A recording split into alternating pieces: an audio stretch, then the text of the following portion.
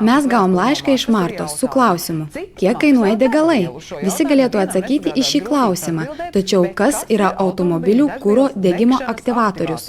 Labai norėčiau išsiaiškinti, gal tai marketingo triukas?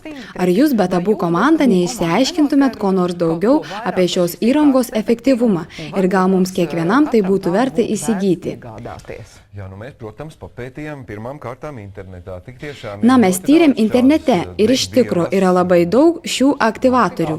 Vienas iš jų yra gamintas ir patentuotas Latvijoje. Labai rimtai į jį žiūrima.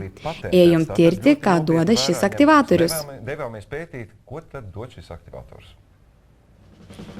Pirmą eksperimento dieną važiavom 75 km per valandą greičiu, ten, kur galima įsigyti šį girimą aktyvatorių.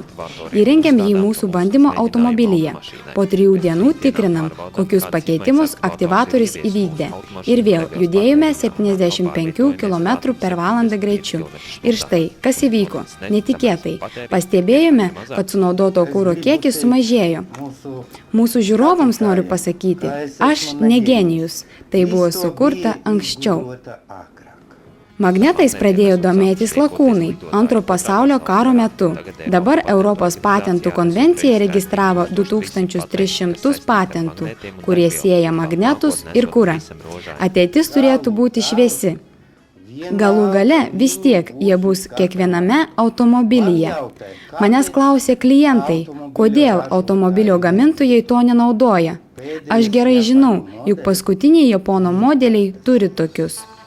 Aktyvatorių veiklos pagrindas yra magnetinių polių poveikis, kuris keičia molekulių struktūrą, tokiu būdu taupant kurą 20%, na ir sumažinant atliekas 30 iki 40%.